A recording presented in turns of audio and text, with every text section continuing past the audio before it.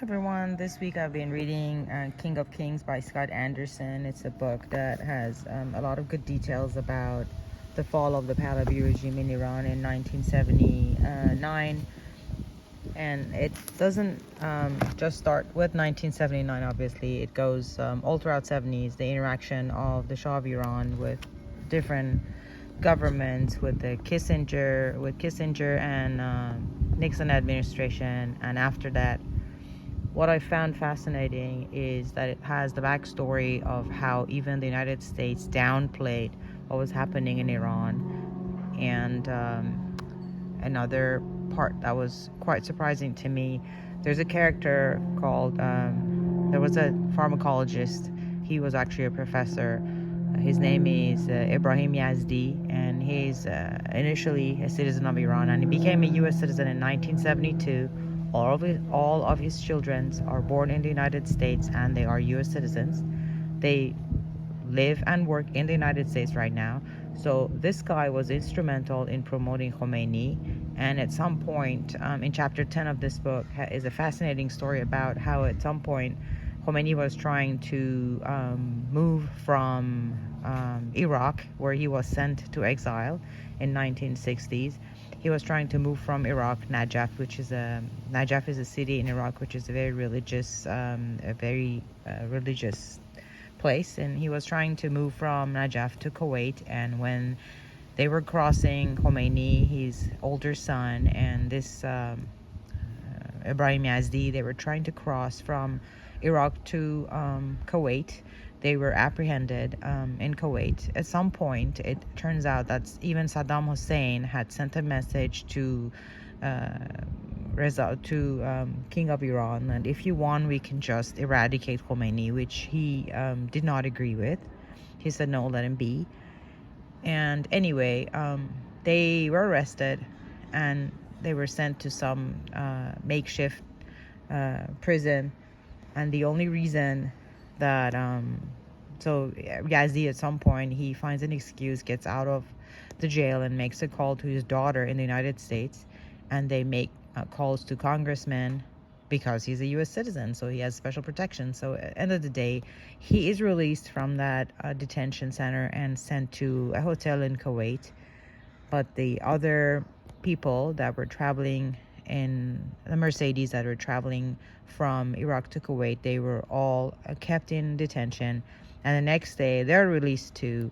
And somebody suggests that, okay, maybe Khomeini has to go to another Muslim country, which this guy, Ibrahim Yazdi, says, no, it's not good, because if we manage to go to France, then he'll have access to first world communication tools, and the Western media will hear of him. And because France is a socialist country that's open to dissent, it's okay. And one more aspect that made it possible for them to go to France is that at the time, during Pahlavi dynasty, Iranians did not need a visa to visit France. And as a result, Khomeini could just get on a plane and go to France. However, they had to pull some tricks. For instance, the plane manifesto did not include Khomeini's name for some reason, because if France knew that Khomeini is coming to Paris, they would have probably stopped him. Or at least that's the speculation according to the book. So anyway, they land in France, and at the time, the president of France, Giscard d'Estaing, becomes very apprehensive when the police inform him that Khomeini has landed in Paris, and he tries to call and even sends an official message to the King of Iran to say that we didn't know he's going to land in Paris. Is there anything you want us to do? Do you want us to arrest him? And he's like, no, he's harmless, just let him be. And so anyway, they end up, after a day or two, they go to some ramshackle apartment in south of Paris. They end up in Neaufle-Château. And what people of that small village to this day remember is that this angry-looking guy with a turban on his head and cheap blue slippers never smiled and never talked to anyone. And a funny thing is that Khomeini was apprehensive about going to France because he thought that they make he had heard that they make their bread with animal lard, and it's not halal, and I won't even be able to eat bread. which in the end, Yazdi persuades him that it's, forget about the bread and this is in the best interest of everyone. And another detail is that at some point, CIA wants to have, wiretap and see what messages is communicated from Khomeini's headquarters in Nuflo Chateau. But because in all of these communications, Yazdi was present and he was a U.S. citizen, they couldn't do it because it's against the law to wiretap or eavesdrop on a U.S. citizen. I found that very fascinating. And also another important detail was the conversations that the person who was running the American consul in Tabriz, not the big one in Tehran, which is the embassy.